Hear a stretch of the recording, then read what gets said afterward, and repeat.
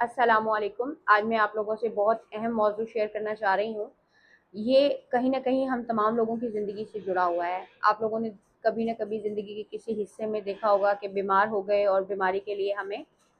दवा का सहारा लेना पड़ा। किसी ने होम्योपैथिक तरीका इलाज से दवा ली, किसी ने एलोपैथिक से ली, किसी ने तिब्बे यूनानी से, किसी ने कानून मुफ़्रिद आज़ा से। लेकिन क्या एक ही मर्ज़ के लिए इन तमाम फ़ील्ड के लोगों ने मुख्तलिफ़ अद्वियात को सजेस्ट किया हमारे लिए? साथ ही साथ में कुछ लोगों को इन दवाओं से आराम हुआ और कुछ लोगों को इन दवाओं के इस्तेमाल से कोई अलामत वर्स हो गई या बीमारियां ख़त्म नहीं हुई, वक्ती तौर पर दब गई और फिर मज़ीद बढ़कर सामने आ गई। तो ऐसा क्यों हो रहा है? क्या एक ही मर्ज़ के लिए मुख्तलिफ़ फ़ील्ड के लोग मुख्तलिफ़ अद्वियात को तजवीज़ कर रहे हैं? किसी को किसी चीज़ से फ़ायदा हो रहा है तो उसी चीज़ से किसी और मरीज़ को उल्टा बहुत ज़्यादा नुकसान पहुँच रहा है। इसके साथ साथ हम ये भी समझेंगे कि इस वक्त दौरे हाजिर की जो बहुत अहम ज़रूरत है वो ये कि सही दवा का इंतखाब करना हमारे कंसल्टेंट्स को आना चाहिए,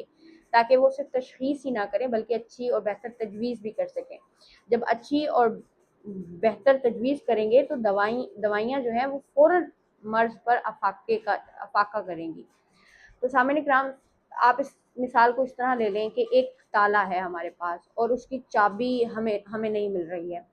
तो जब तक सही चाबी उस ताले में नहीं लगेगी ताला नहीं खुलेगा। चाहे आप उस चाबी के लिए बहुत अच्छी, बड़ी महंगी, बड़ी खूबसूरत नज़र आने वाली चाबी ले आएँ, लेकिन वो ताला तो अपनी ही चाबी से खुलेगा ना। इसी तरीके से मुख्तलिफ़ अमराज़ लाहक होते हैं, मुख्तलिफ़ सिम्पटम्स हमारी बॉडी में आती हैं और उन सिम्पटम्स का जो ताला है, ये ताले की तरह सिम्पटम्स हमारी बॉडी में लग जाती हैं और इसका तोड़ करने के लिए सही दवा का इंतखाब करना होता है। अब ये सही दवा का इंतखाब करने के लिए आपको ये देखना होगा कि हम किस पैथी की तरफ ज़्यादातर रुजू कर सकते हैं। अब मैं बारी-बारी कोशिश करूँगी कि आपको हर पैथी के असूल इलाज को बता सकूँ कि वो किस तरह इलाज कर रहे हैं। सबसे पहले अगर हम तिब्बे यूनानी को देखते हैं, तो तिब्बे यूनानी का जो कैनन है, जो कानून है, वो ये कि जिस्म के अंदर मिज़ाज और कैफ़ियत होती हैं। ये मिज़ाज और कैफ़ियत हमारे जिस्म में उन ग़िज़ाओं से बनती हैं जिन ग़िज़ाओं को हम रोज़मर्रा इस्तेमाल कर रहे होते हैं। कुछ ऐसी आदात हैं जिन्हें असबाब सत्ता ज़रूरिया कहते हैं, जिसकी वजह से हमारे मिज़ाज कैफ़ियत बनती हैं। ये मिज़ाज और कैफ़ियत अखलात और हमारी बॉडी के मुख्तलिफ़ निज़ामों को चला रहे होते हैं। यानी अगर कोई शख्स बहुत ज़्यादा ठंडी ग़िज़ाओं का इस्तेमाल करता है, ग़िज़ाओं की तासीर की बात हो रही है यहाँ पर, या बलगमी चीज़ें इस्तेमाल करता है, जैसे आमतौर पर आप तमाम लोग जानते होंगे दूध, केला, घी, मक्खन का ज़्यादा इस्तेमाल करने वाले लोग बलगमी या रतूबती जिस्म रखते हैं। इसी तरीके से कुछ ऐसे मरीज़ हैं जो बहुत ज़्यादा मिर्च मसाले और खुश्क चीज़ें खाने के आदी होते हैं, तो उन उन लोगों के जिस्म में उसी तरह का सुदावियत या खुश्की का मिजाज हो जाता है। और कुछ लोग बहुत गर्म चीज़ें खाना पसंद करते हैं, गर्म इलाकों में रहते हैं, उनके मिजाज में हिद्दत और गर्मी बहुत ज़्यादा होती है। तो तिब्बे यूनानी हमें ये कहता है कि जहाँ कैफियत और मिजाज बदलते हैं, इनकी कमी पेशी जब बॉडी में हो जाती है, अब ये कमी पेशी उम्र के लिहाज से भी होगी, जेंडर के लिहाज से भी होगी, काम काज की तबीयत के लिहाज से भी इसको देखा जाएगा कि ये कमी पेशी क्यों हुई है। तो जो तिब्बे यूनानी के कंसल्टेंट्स हैं वो इस कमी पेशी को दूर करने के लिए दवा का सहारा लेते हैं, तदबीर करते हैं, ग़िज़ाओं का सहारा लेते हैं और इस कमी पेशी को दूर करके मर्ज़ की माहियत जिस्म से ख़त्म कर देते हैं। जो सिम्पटम्स बॉडी में ज़ाहिर हो रही हैं वो ख़त्म हो जाती हैं। इसके साथ साथ अगर हम आयुर्वेदा तरीका इलाज को देखें तो आयुर्वेदा की बुनियाद दोषों और प्रकृतियों पर रखी गई है। इसके अंदर जब दोषों में फ़र्क पाया जाता है तो उसकी कमी पेशी की वजह से बीमारियां लाक होती हैं और यहाँ भी दवा, ग़िज़ा और जो भी मुनासिब तदबीरें हैं, यानी मरीज़ को माहौल चेंज कर दिया जाता है, उसकी आबो हवा बदल दी जाती है, उसको नफ्सियाती जज्बाती तहरीकात उसकी बैलेंस की जाती हैं, जिसकी वजह से मरीज़ अपनी बॉडी और अलामात के साथ बिल्कुल बैलेंस हो जाता है और सेहतमंद ज़िंदगी गुजार लेता है। अगर हम यहाँ एलोपैथिक की बात करें तो एलोपैथिक तरीका इलाज, जिसे हम मॉडर्न साइंस, मॉडर्न मेडिसिन भी कह रहे हैं, इसका तरीका इलाज या तो जरासीम थ्योरी पर है, यानी किसी भी वायरस का हमला हो गया, किसी भी जरासीम ने आपकी बॉडी पर असर कर दिया, कोई भी फंगस आ गया और उसने इफेक्ट कर दिया। साथ में ये लोग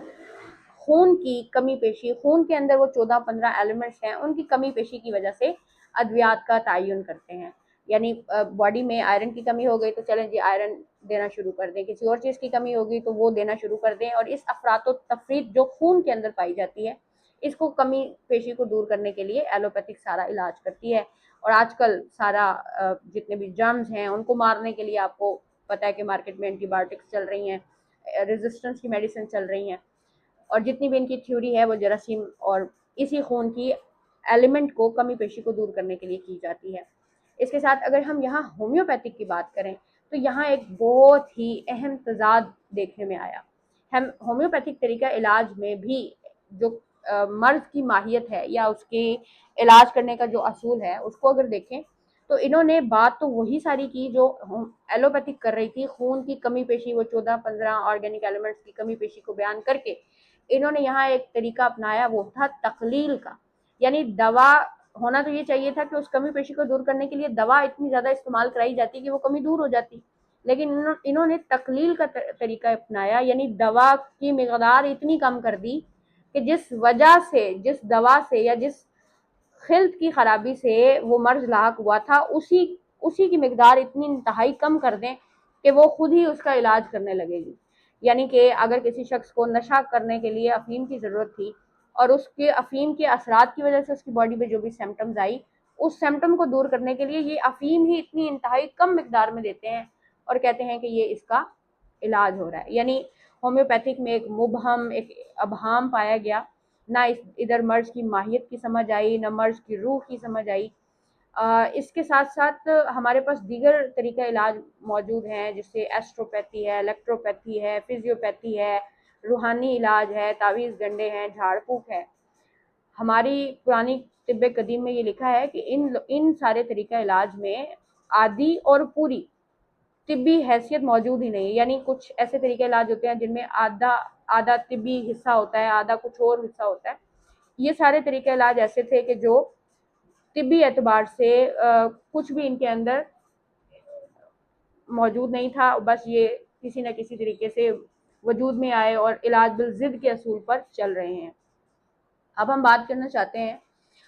ہماری قانون مفرد اعضاء، جسے سمپل آرگن تھیوری کہتے ہیں۔ اس تھیوری کی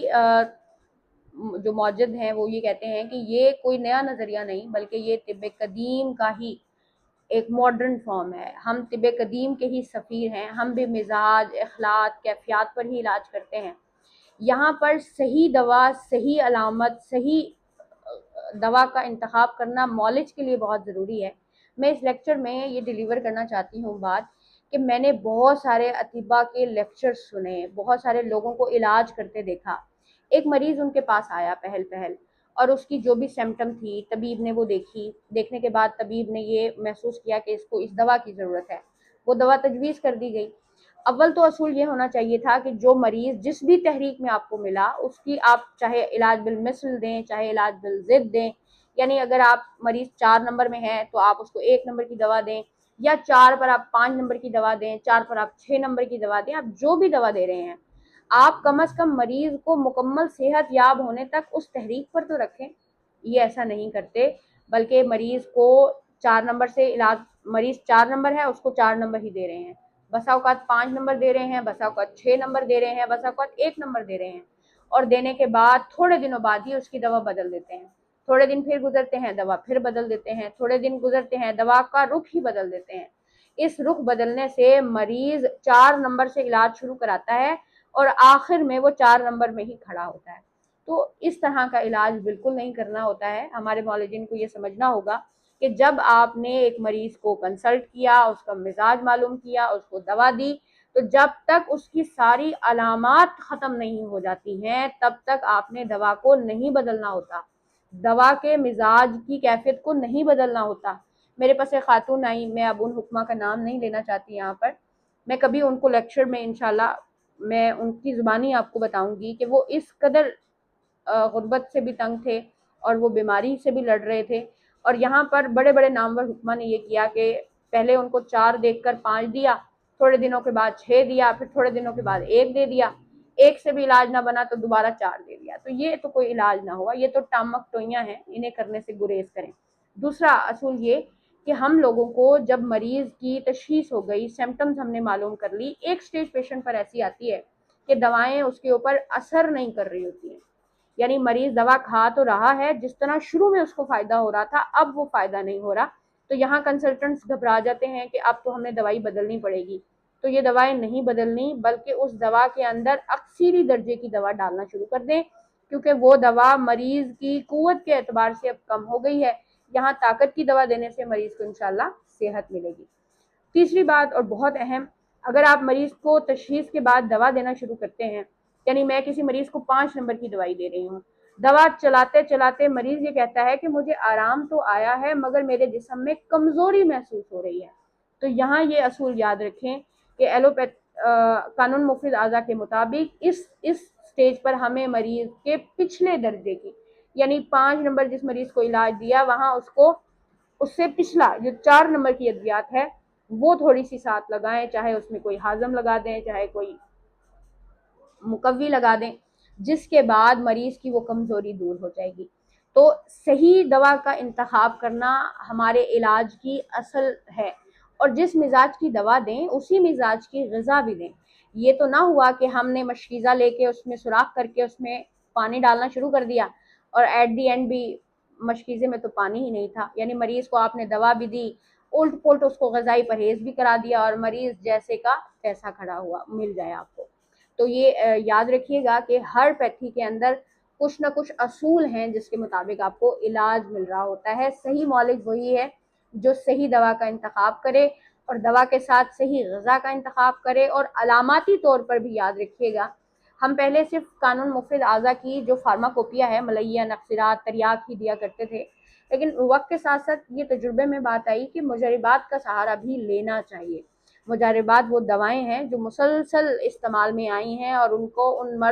امراض کے اوپر خاصی اہمیت حاصل ہے۔